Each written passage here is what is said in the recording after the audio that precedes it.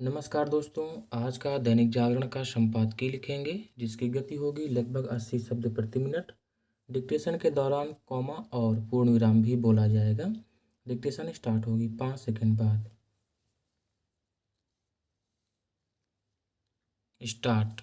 यह अच्छा नहीं हुआ कि दिल्ली दंगों के आरोपित ताहिर हुसैन को कुछ शर्तों के साथ सुप्रीम कोर्ट से चुनाव प्रचार के लिए 6 दिन की कस्टडी पैरोल मिल गई। पूर्ण विराम।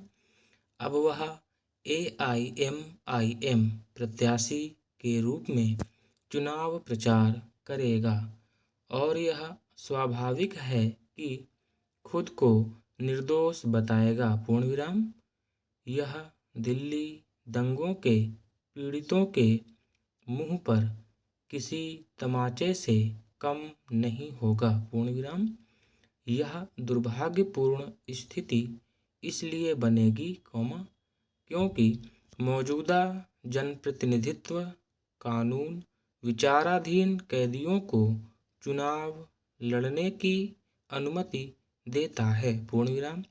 यह विधि की विडंबना ही है कि कोई विचाराधीन कैदी वोट तो नहीं डाल सकता लेकिन वह चुनाव लड़ सकता है। पूर्ण विराम।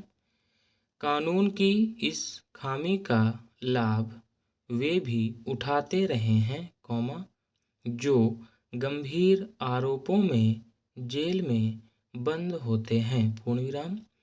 यह किसी से छिपा नहीं कि खालिस्तान समर्थक अमृतपाल सिंह और आतंकी फंडिंग का आरोपित इंजीनियर रशीद जेल में रहते हुए लोकसभा चुनाव जीत चुके हैं। पूर्ण विराम। भीषण दंगों के आरोपित ताहिर हुसैन को चुनाव लड़ने से रोका जा सकता था यदि राजनीतिक दल निर्वाचन आयोग के इस प्रस्ताव को मान लेते कि संगीन धाराओं में आरोपित ऐसे लोगों को चुनाव लड़ने की छूट ना मिले जिनके खिलाफ चार्जशीट दायर हो गई हो। पूर्ण विराम। राजनीतिक दलों ने इस उचित प्रस्ताव को इस आधार पर स्वीकार नहीं किया कि दोषी सिद्ध न होने तक हर किसी को निर्दोष माना जाना चाहिए। पूर्ण विराम। इस दलील ने राजनीति के अपराधीकरण का दरवाजा खोलने का काम किया। पूर्ण विराम। रह रहकर कई ऐसे लोग निर्वाचित हो रहे हैं जो गंभीर आरोपों का सामना कर रहे हैं। पूर्ण विराम।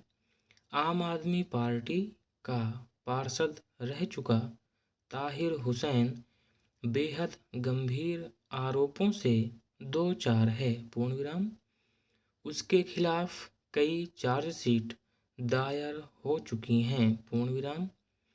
इन चार्जशीट के अनुसार उसने दिल्ली दंगों के दौरान IB अधिकारी अंकित शर्मा की हत्या की साजिश रची और उस भीड़ की अगुवाई की जो उसकी छत से बम फेंक रही थी। पूर्ण विराम।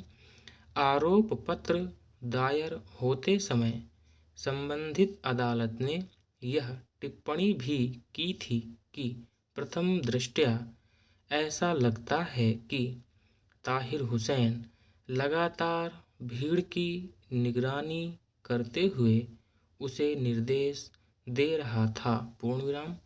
इस सब के बाद भी उसे चुनाव प्रचार की सुविधा मिल जाना घोर लज्जा और निराशा की बात है। पूर्ण विराम। निराशाजनक यह भी है कि दंगों के 5 साल बाद भी ताहिर हुसैन को किसी भी मामले में सजा नहीं हो सकी। पूर्ण विराम। बेहतर होता कि सुप्रीम कोर्ट उसे जमानत देने के पहले यह सब देखता और इसकी परवाह करता कि इतने गंभीर आरोपों का सामना कर रहे अभियुक्त को चुनाव प्रचार करने की छूट देने से समाज को क्या संदेश जाएगा? प्रश्नवाचक चिन्ह।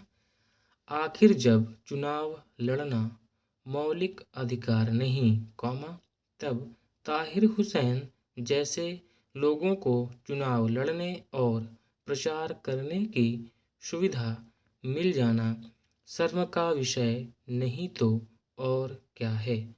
प्रश्नवाचक चिन्ह। स्टॉप।